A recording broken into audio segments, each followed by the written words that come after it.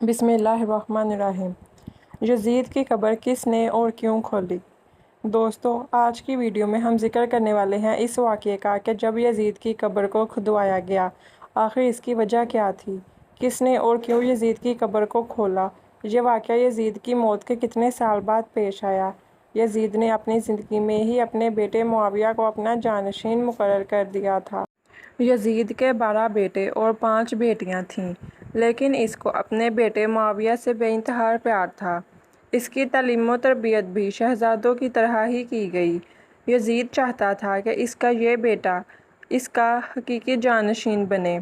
یزید نے حکومت سنبھالتے ہی اپنے 2 بیٹوں خالد اور معاویہ کو اس وقت کے بہترین استاد عمر المقصوص کے مکتب میں 2 سال کے لیے بھیج دیا۔ شیخ عمر المقصوص بھی جانتے تھے کہ یہ یزید کا جانشین معاویہ ہے، اس لیے انہوں نے اس کی تربیت پر خوب محنت کی۔ 61 ہجری میں جب واقعہ کربلا پیش آیا تو شیخ عمر المقصوص کو بہت تکلیف پہنچی، چونکہ آپ کا دل محب اہل بیت سے تڑپتا تھا۔ اس لیے آپ نے یزید کے ان دونوں بیٹوں کو عظمت اہل بیت سے خوب روشناس کروایا۔ ایک طرف کربلا کا واقعہ پیش آیا اور جگہ جگہ یزید کے خلاف بغاوت اٹھنے لگی۔ دوسری طرف معاویہ جو یزید کا جانشین تھا، اس کی تربیت ایک سچے عاشق رسول صلی اللہ علیہ وآلہ وسلم کر رہے تھے۔ واقعہ کربلا کے تیسرے سال 683 عیسوی میں یزید عبرتناک موت سے دوچار ہوا تو معاویہ ابن یزید 20 سال کی عمر میں تخت نشین ہوا۔ جیسے ہی معاویہ ابن یزید تخت نشین ہوا تو استاد محترم کی محنت رنگ لانے لگی۔ اس نے آتے ساتھ ہی واقعہ کربلا کی تحقیقات کیں اور محض 40ویں دن لوگوں کو اپنی بیعت سے آزاد کر دیا۔ بعض روایات میں معاویہ ابن یزید نے 3 ماہ تک حکومت کی۔ 20 سال کی عمر جوانی کا ایسا دور ہے کہ جب انسانی خواہشات کی منہ زوری عروج پر ہوتی ہے۔ یزید کا جانشین ہونا اور پوری اسلامی مملکت پر حکمرانی کرنا اپنی تمام جائز و ناجائز خواہشات کو پورا کرنے کے لیے بہترین موقع تھا، لیکن معاویہ بن یزید نے تخت پر بیٹھتے ہی واقعہ کربلا کی تحقیقات کیں اور حالات کا بہت ہی باریک بینی سے جائزہ لیا۔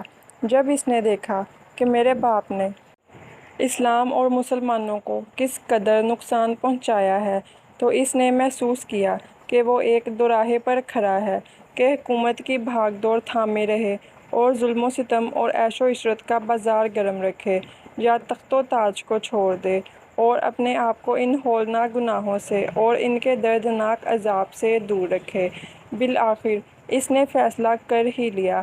اس کا فیصلہ ان سچی تعلیمات اور اس ایمان کے طفیل ہی ممکن ہوا جو اس کی رگ میں شامل ہو چکا تھا۔ اس نے ایک عزم راسخ کے ساتھ حکومت کے عہدے داروں اور عوام کو مسجد میں جمع کیا اور پھر خود منبر پر جا بیٹھا۔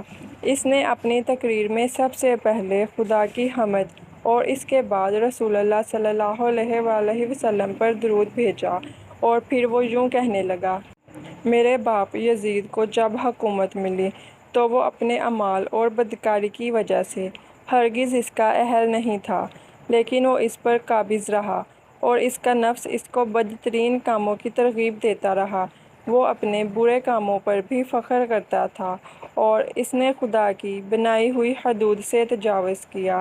رسول اللہ صلی اللہ علیہ وآلہ وسلم کی اولاد پر اس نے بدترین مظالم ڈھائے، لیکن اس کی حکومت کی مدت بہت ہی تھوڑی تھی اور بہت جلد اس کی شرمناک زندگی کا خاتمہ ہو گیا، اور آج وہ اپنے اعمال کے حساب کتاب میں الجھا ہوا ہوگا۔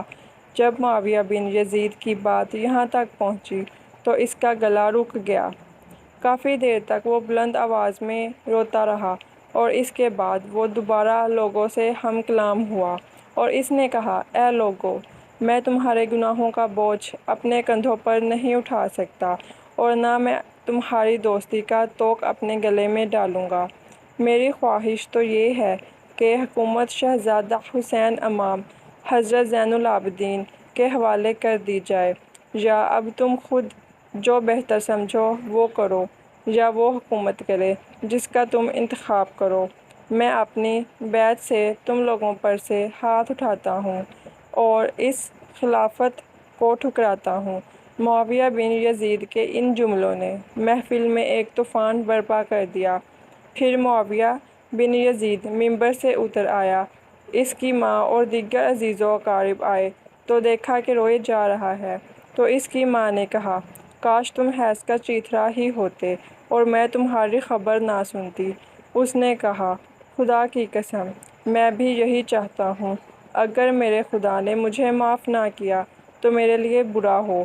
اس کے بعد بنو امیہ نے اموی شہزادے مروان بن حکم کے ہاتھ پر بیعت کر لی اور اسے تخت پر بٹھا دیا۔